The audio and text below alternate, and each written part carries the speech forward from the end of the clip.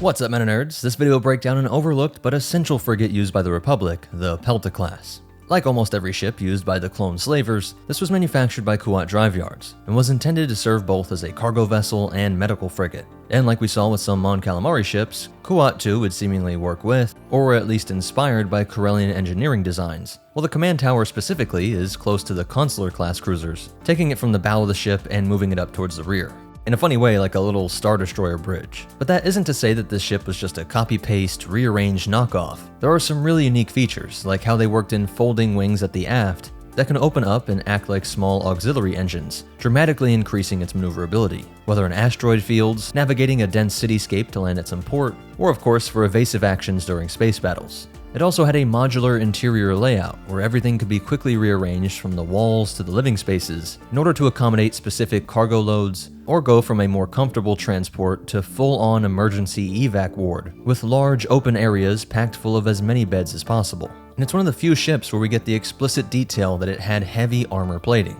Now, I made a jab at the great noble republic relying on slave soldiers to secure their democratic freedom, but at least they really did do everything they could to provide for the clones during the war. The CIS just made a big system where they could convert credits into captured territory without any organics being killed. Of course, there were some flesh and blood leadership and some smaller armies, but you get my point. The CIS had cheap, disposable appliances, but the Jedi and Republic leadership are trying to make sure that as many people could survive this war as possible. From decent armor to med packs, medic specialists, and medical droids, always in forward bases, as well as in ships like these frigates that themselves would be heavily armored so that they could get in and out of conflict zones and evac the clone casualties. Sadly, that evac was done slowly at 800 km per hour or 497 miles per hour in atmosphere, which is slower than a TIE bomber. And it isn't just a size thing. In the galaxy far, far away, ships that are much larger, like Star Destroyers, can move quicker than TIE fighters. Even the Venator was quicker than this in atmosphere. While its hyperdrive rating was a bit slower than you'd think with a Class 2,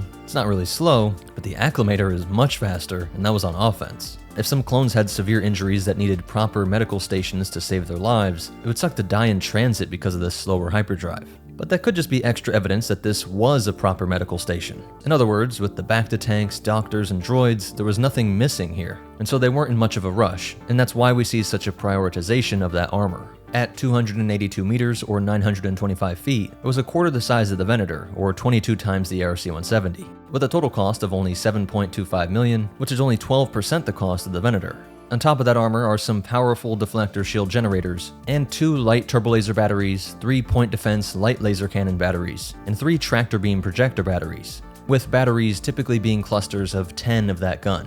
But with this weaponry, which is relatively light, it was still enough to perform broadsides. We don't get the minimum crew numbers to just run this ship, but we have the insane 900 crew number, which I hope is mostly medical staff, although this is Star Wars, and the Venator is only 4 times the size and has a crew of 7,400.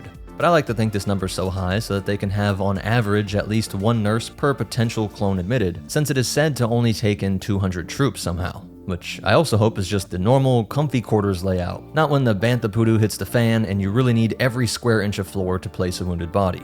And they were said to have consumables on board to survive for 5 months, which would mostly be used when they were stationed in some system waiting on standby. But if they were in a war zone, I'm sure they were often exchanging with larger ships and medical stations. While the Pelta can dock either horizontally or vertically with these different docking ports. And it has 16 escape pods, which are seen in different versions from the standard Republic EPs to the RGC-6B EP. And before getting into its history, I want to point out some of the Rebel modifications that you'll see, starting with these folding wings. The Rebellion took advantage of this feature by installing additional, albeit smaller, engine units at the rear of the vessel. The frigate was also equipped with docking ports on both the starboard and port sides near its midsection, which were later modified to alter the door and frame structure.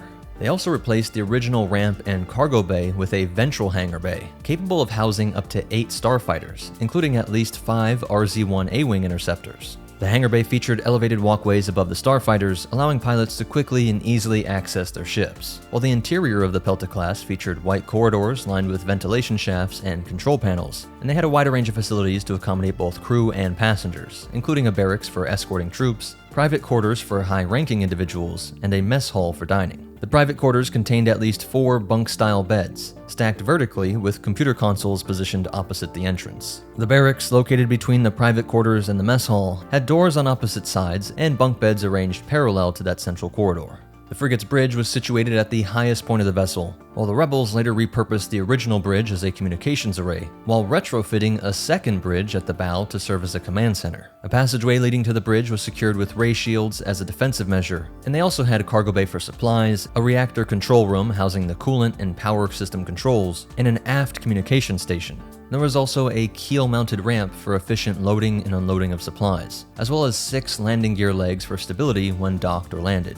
And it fulfilled multiple roles throughout its service, most often during the Clone Wars as the Republic's hospital ship, but also often as a freighter, and more rarely as a picket ship, escort, and light assault craft. Because it was so well known as a hospital ship, it works as a good way to judge separatist generals, as there were some that would refrain from attacking them during the war, but like we'll see, that's not true for all of them. The Alliance had some success using them in anti-starfighter defense roles, and as communications and coordination nodes. And the best example of a Rebel-modified Pelta-class was the Phoenix Home, which was adapted to function as a starfighter carrier, featuring a makeshift hangar bay capable of housing up to 8 starfighters, and they were typically escorted by other Rebel ships like CR-90s. Now, into its history proper, during the High Republic era, 2 Pelta-class frigates were part of the Republic Rescue Fleet dispatched to aid Trimant 4 in response to an emergence following the Great Hyperspace Disaster. And this event coincided with the Nihil assault on the planet, where they were incorporated into a hastily formed blockade, hoping to prevent a spider cruiser from escaping. And by firing on these medical frigates, they were able to divert the Jedi and escape through hyperspace. There were some deployed even before the war,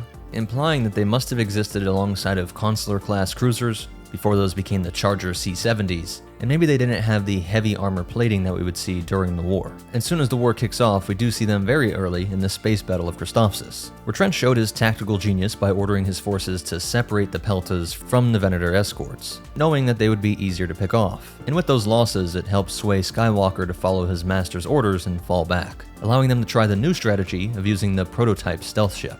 Many would break through the blockade on Ryloth, but the most devastating would be the Malevolence. It wanted to take out the Kaleida Shoals Medical Center, which had at least 60,000 clones being treated there. And this could just be a look at how effective these were, that Grievous was so filled with rage at his surprise attack being interrupted that he wants to just pick off some more Peltas before engaging the actual enemy. I get the transports first! And one of these ships, named TB-73, was home to one of the most horrific scenes of the Clone Wars, when brain worms took over the minds and bodies of clones and Luminara Unduli.